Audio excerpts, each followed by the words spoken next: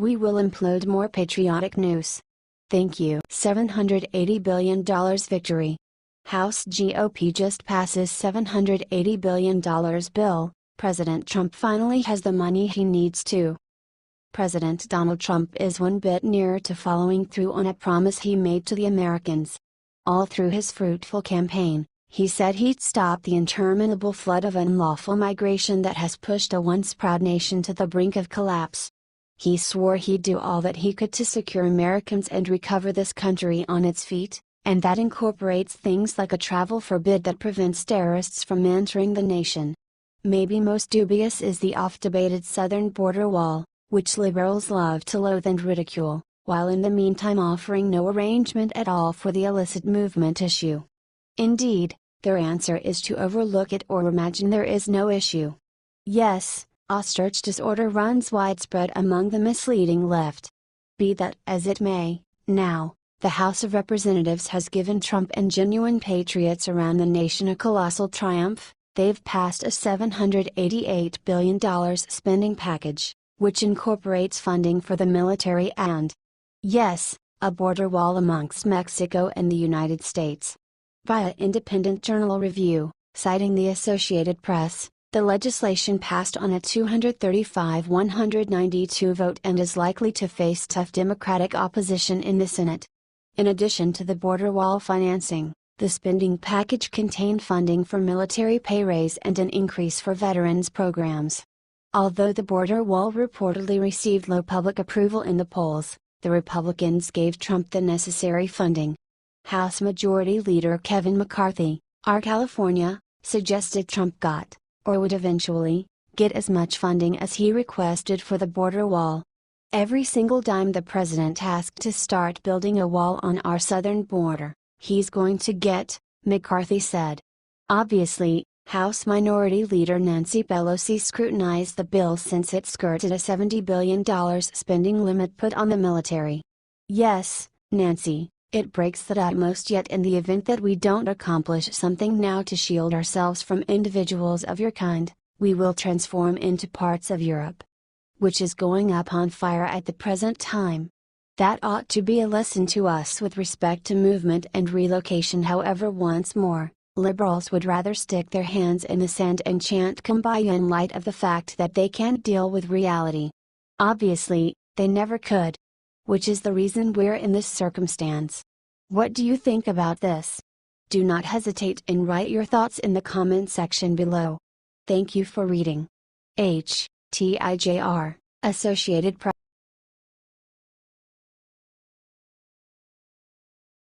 Fired. White House leaker who sabotaged President Trump fired. It's about time.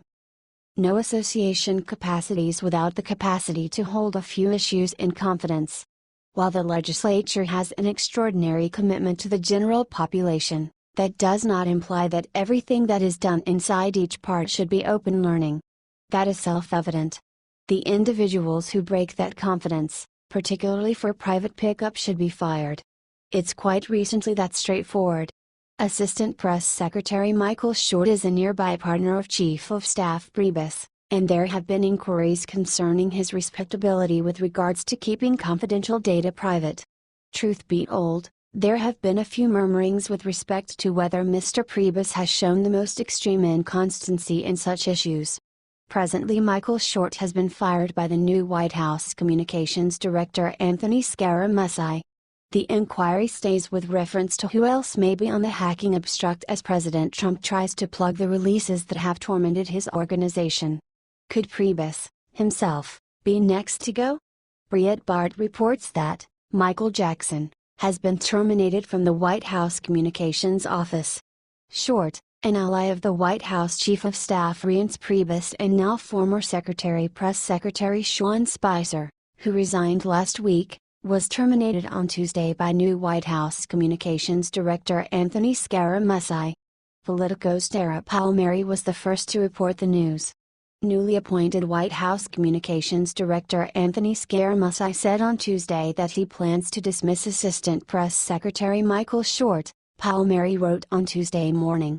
It would be Scaramucci's first step towards shaking up the communications shop, which was dominated by former Republican National Staff staffers loyal to White House Chief of Staff Reince Priebus, a former RNC chairman. Better late than never. Little breaks can sink a major ship if there are sufficient of them, and ideally Mr. Scaramucci will have the capacity to find and fire the individuals who do not have the loyalty to look after privacy, and will put enough dread in whatever remains of them to ensure that they reconsider before they uncover private data for sense of self-delight or individual pickup. What do you think about this? Do not hesitate and write your thoughts in the comment section below. Thank you for reading. H.T. Rightwing.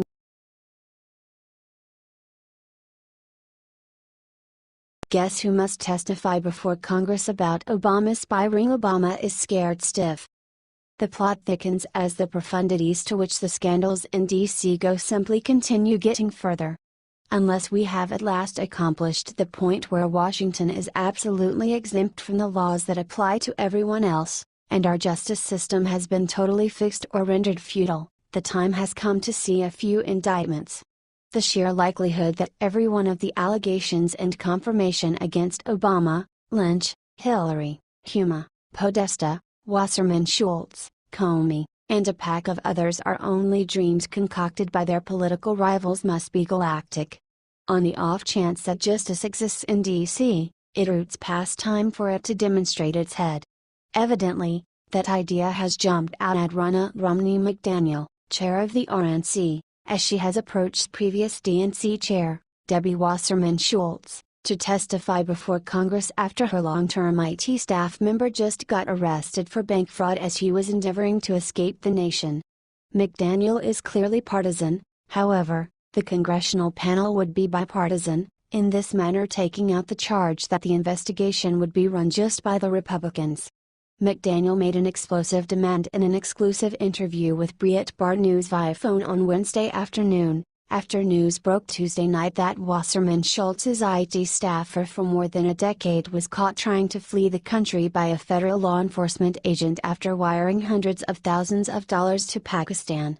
I think the Congress needs to open an investigation into what this staffer had access to find out what information he had on the hard drives he took a Hummer to, why he was fleeing the country, McDaniel told Breitbart News. There are just so many questions with this individual and his family members who received over $4 million of taxpayer money between 2005 and 2009. We need to get to the bottom of it. It's very sad that the mainstream media does not talk about this at all. It shows the bias. McDaniel makes some great focuses. She likewise insinuates the way that the mainstream media is generally overlooking this because of its undeniable radical predisposition. That is valid, yet these are private news associations, and they are probably not going to change their approach as long as enough liberals tune in or purchase their daily papers to keep the mainstream media firms beneficial. It's a dismal unavoidable truth, however, it essentially implies that conservatives should simply work that substantially harder to contend in the field of thoughts. Wasserman Schultz has a great deal of disclosing to do. Probably her worry and those of her countrymen are that she may be constrained to uncover data that prompts a web of wrongdoing in which a hefty portion of those comrades would be gotten up to speed. Comrades, for example, Obama and Clinton for one thing. Debbie Wasserman Schultz absolutely needs to testify and explain why this individual was on a payroll paid by taxpayer until yesterday, as he was fleeing the country, on top of the fact that they had removed his access to congressional computers in February, McDaniel said. She knew she was under investigation, she knew something was wrong, and she kept him on the payroll. So we need to figure out what she knew, why she was protecting this person, and figured out what he did with important government information. On the off chance that the justice system might want to be regarded, something that is thought to be the situation, at that point it is the ideal opportunity for forceful, exhaustive, and unprejudiced investigations to start that outcome in arraignments. The steady politicization of each potential criminal issue just leads Americans to presume that most everybody in Washington is abnormal to some degree, and this does the country no great by any means. The media can make every one of the clamors it needs on the two sides of the issue. The justice system must not be a media-driven association but rather a reality-driven one, honing strong, demonstrated investigative methods. In the event that Congress needs to hold hearings to find actualities that assistance, fine. In any case, it's a great opportunity to see justice in real life. What do you think about this? Do not hesitate and write your thoughts in the comment section below. Thank you for reading. H. T. Briet.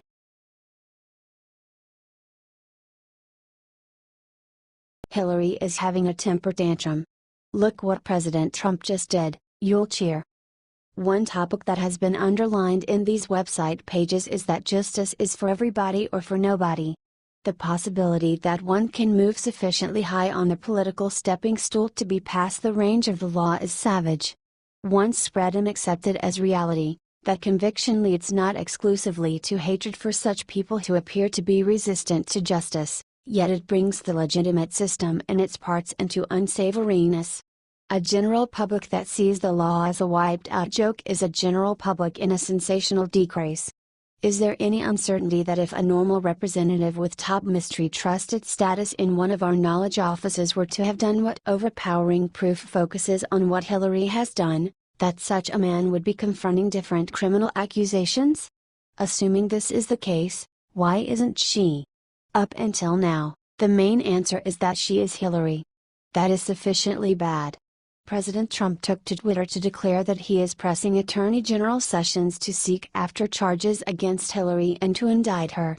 It is the right choice. Either indict her or exonerate each individual in jail for releasing characterized data paying little heed to their inspiration. Justice for all or justice for none. This was a delicate matter for Trump. If I win, I will instruct my Attorney General to get a special prosecutor to look at your situation. Because there has never been so many lies, so much deception, Trump said in the second presidential debate with Clinton. After some quibble now gives off an impression of being the time that he will follow through on that promise. Trump is prepared to get down to business. Something at which he ought to exceed expectations given the troublesome and serious transactions that have been a standard component of his business life.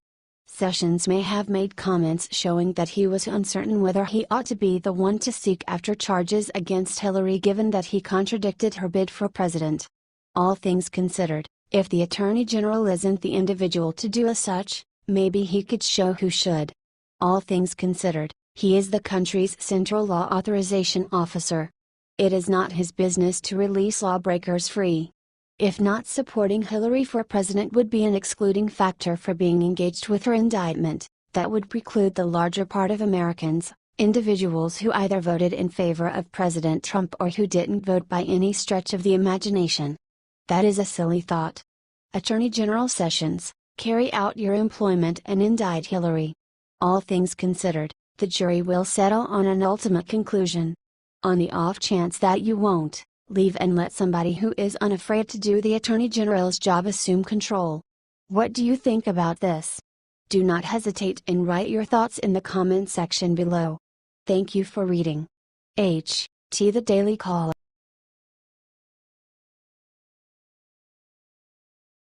Resignation? Major scandal just erupts on top Democrats, you'll be speechless? It may be the case that the subject of about alleged collusion between President Trump's campaign team and the Russians may be essentially an instance of the Democrats attempting to produce an outrage before their own particular broke the news. It's a pleasant attempt, however one that is bound to disappointment when you have people like Hillary Clinton in your party. Furthermore, for reasons unknown, there is a pack more Democrats that will be encountering all the wrong kind of attention too. Congresswoman and previous chair of the DNC Debbie Wasserman Schultz is at the focal point of an embarrassment that may catch her, as well as some of her Democratic partners too. Her IT staff member has been arrested on bank fraud charges as he was endeavoring to flee the country. He and his family worked for other Democratic administrators who may get got in this web too. What's more, he might be blameworthy of much something beyond bank fraud. It's not been a simple time for Debbie. In the first place, she was constrained out as a chair of the DNC. Presently, Republicans, as well as a kindred Democrat, is requiring her to leave from the House. With the arrest of her longtime IT staffer this week as he tried to leave the country, U.S. Representative Debbie Wasserman Schultz, D. Weston, is drawing fire from the left and right. Timkhanova, a liberal law professor who challenged Wasserman Schultz in the 2016 Democratic primary and has filed a lawsuit against her again in 2018, noted the arrest of Imran Awan in a fundraising letter sent Tuesday.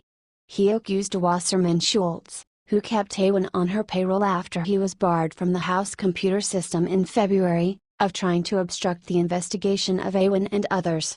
I have also been calling on Wasserman Schultz to resign from her household seat, and I have pointed out the obvious, that as long as she is in public life, the Democratic Party will flounder and the people of South Florida will be ill-served in Congress, Khanova wrote in the fundraising pitch.